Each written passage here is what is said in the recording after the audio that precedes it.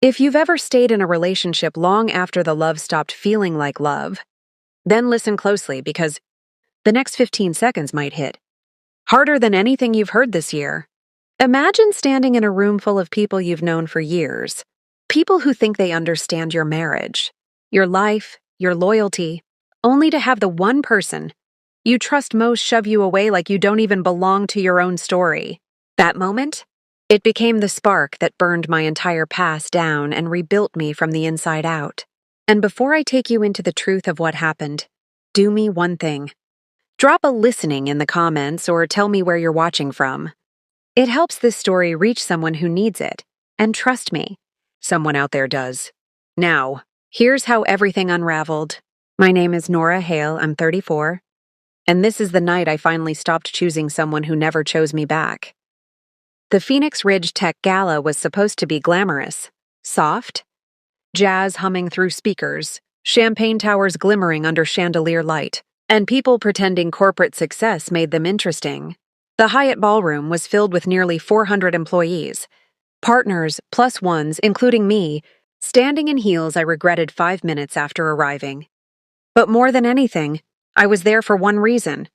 My husband, Evan Hale, age 37, senior analyst at Crimson Point Systems. Or, that's who I thought he was. I spotted him across the room, surrounded by co-workers in suits sharp enough to cut glass. Evan looked different than usual. New watch, expensive haircut, navy suit tailored to perfection. He'd been changing for months, but tonight the difference glowed neon. I walked toward him with the kind of nervous hope only a spouse understands.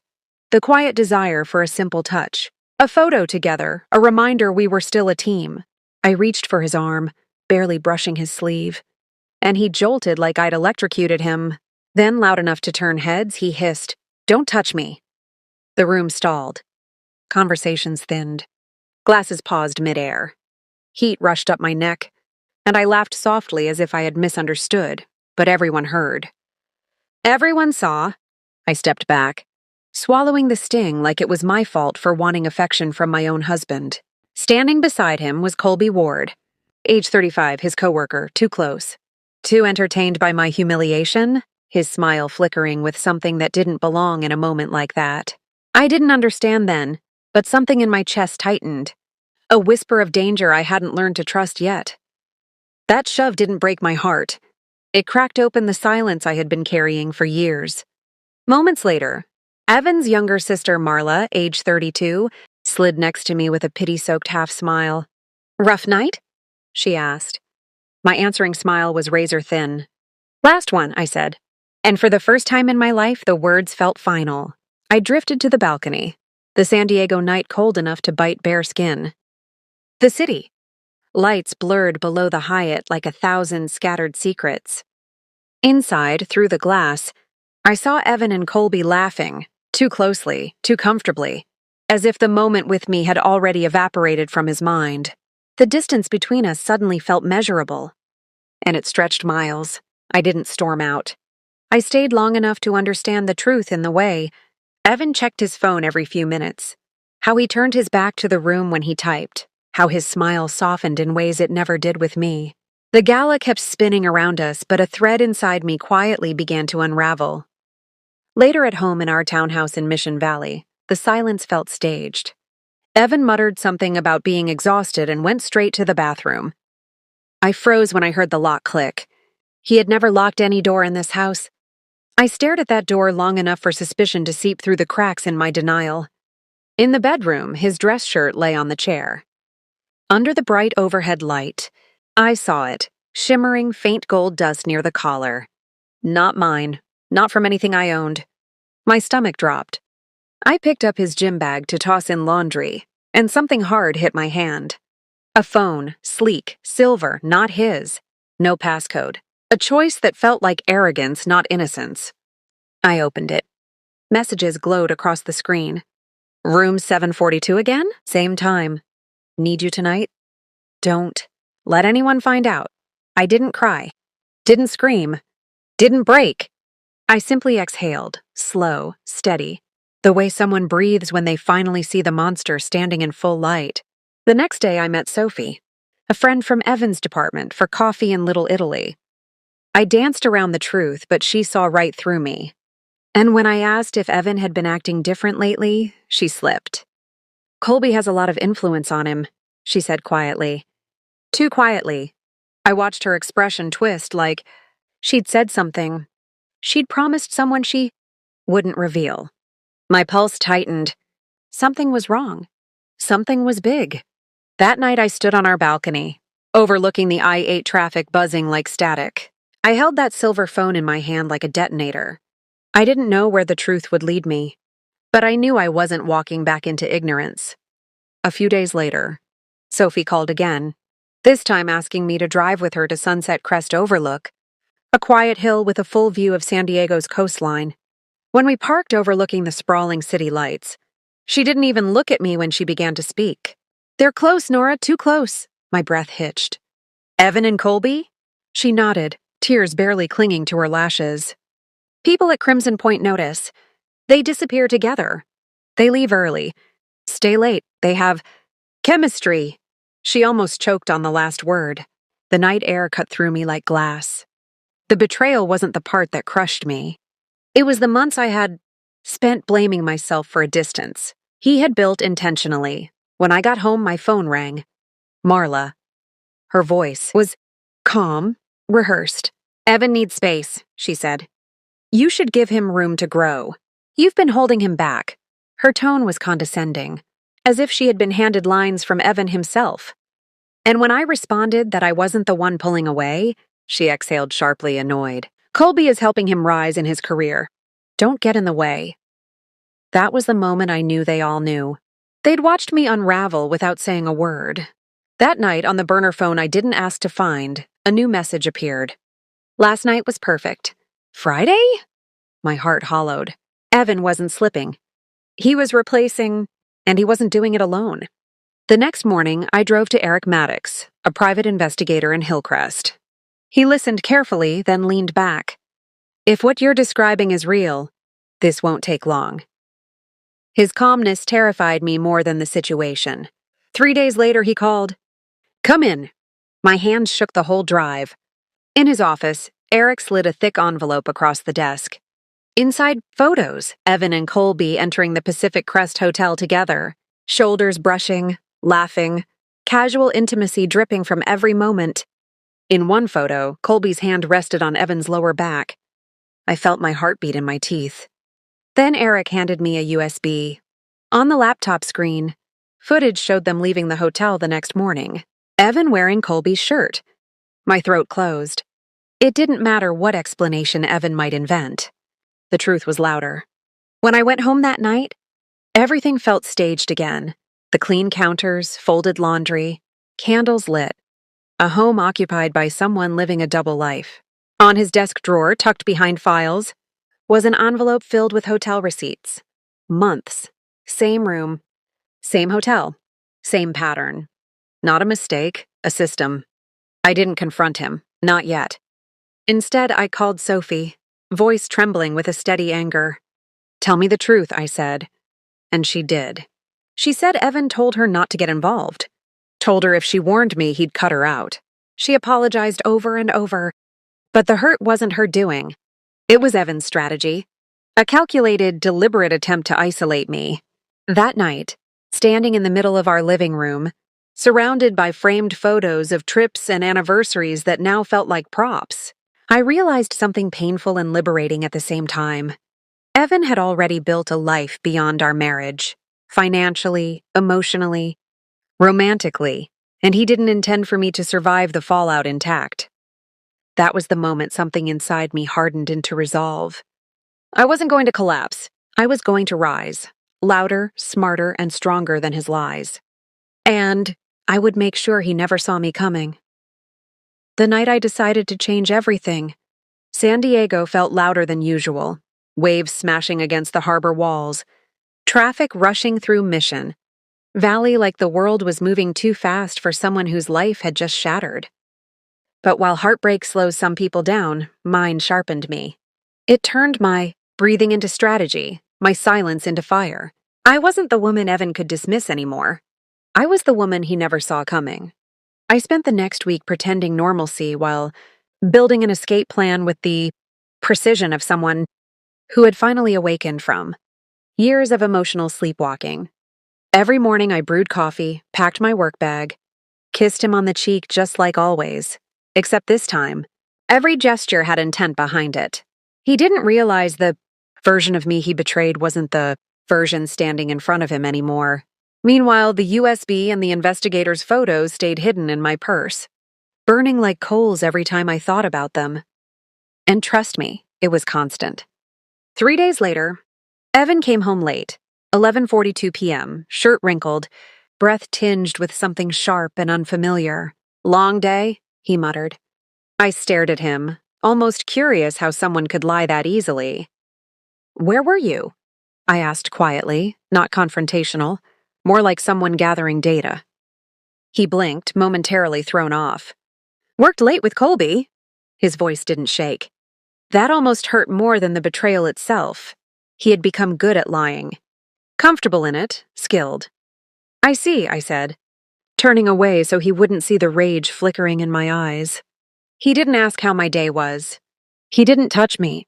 He didn't even glance at the dinner I'd meticulously set out, for the sake of consistency. He simply walked past me into the shower, humming. That was the moment. I learned that when someone stops loving you, they become unaffected by the pain they cause you. That night, after he fell asleep, I sat in the living room with every light off except the warm glow of a single lamp. The house felt like a museum of lies. Every photo frame on the wall, every gift exchanged, every memory built, replicas of a life that only I had been living. I opened my laptop and began drafting a document, one that would become my foundation. A timeline, dates, receipts, the burner phone logs, hotel check-ins, photos, messages, behavior changes, deposits missing from our joint accounts, calls he never explained, Colby's involvement, everything. And with each line typed, the love I once carried shriveled into something colder, something stronger, something strategic. I wasn't going to lash out. I wasn't going to cry in front of him. I was going to dismantle the web he built, quietly, powerfully, and legally. The next morning, I scheduled a meeting with a divorce attorney in La Jolla, attorney Vanessa Quinn, age 39, sharp, direct, known for precision and absolute loyalty to her clients. I walked into her office with a folder so thick she laughed softly. "I think I'm gonna like you," she said, flipping through the first few documents. "You did most of my work for me." "I'm not here to destroy him," I said quietly. "I'm here to free myself." Vanessa's smile sharpened. "You can do both." That sentence stayed with me more than anything in the days to come. She explained the process, the strategy, the financial protections I needed, the accounts to secure, the assets to separate, the evidence to preserve. She also made something clear. Infidelity may not always blow up a case, but secrecy, financial misconduct, lying, that changes everything. And Evan had done exactly that. The next few weeks were a balancing act, living with a man who didn't love me while building a future where his absence would be the best thing that ever happened to me. I noticed everything now. Every time he smiled at a text. Every time he adjusted his appearance before going to work. Every late night. Every lie told with a casualness that once would have broken me, but now only fueled me. One night, while he was in the shower, I heard his secondary phone buzz in the drawer he thought I didn't know about. Another message from Colby. Friday night. Same place. "Can't wait!" My breath didn't even hitch this time. There's a strange beauty in the moment betrayal. Stops hurting, it means you've healed. Far more than the betrayer ever expected you to. By the time Friday arrived, my plan was ready. And I wasn't going alone. Sophie had decided she'd been silent long enough. "I'm done protecting him," she said, gripping the steering wheel as she drove us to the Pacific Crest. "Hotel. He doesn't deserve your loyalty." When we reached the parking lot, I felt nothing. No panic, no heartbreak, no jealousy. Only closure. Just past midnight, Evan and Colby walked into the hotel lobby. Evan's hand brushed Colby's arm, laughing, unaware of the storm building only feet away. I didn't approach them. I didn't expose myself. I simply recorded the moment, time-stamped, documented, saved. Evidence wasn't revenge, it was freedom. When I got home, I didn't sleep. Instead, I drafted a letter, simple, measured, final. Evan, I know everything. The details don't matter anymore. What matters is that I'm done. By the time you read this, the papers will be filed. You are free. And so am I. The next morning at 7:14 a.m., I set the letter on the kitchen counter and left for Vanessa's office with every piece of documentation neatly ordered. That was the first time I felt air in my lungs that wasn't weighed down by confusion or dread. It was clean. It was mine. At exactly 10:03 a.m., the divorce filing was submitted. It was official. My past was no longer my prison. When I returned home, Evan was already there. His face was pale, hands trembling as he held the letter. Nora, please, let's talk. His voice cracked. Hesitation, guilt, fear, maybe even regret. But none of those emotions belonged to me anymore. There's nothing to talk about, I said, my tone steadier than I ever expected. You left this marriage long before I did. His eyes filled with panic. It wasn't what you think. Colby and I were... I don't care, I said gently, and shock crossed his face.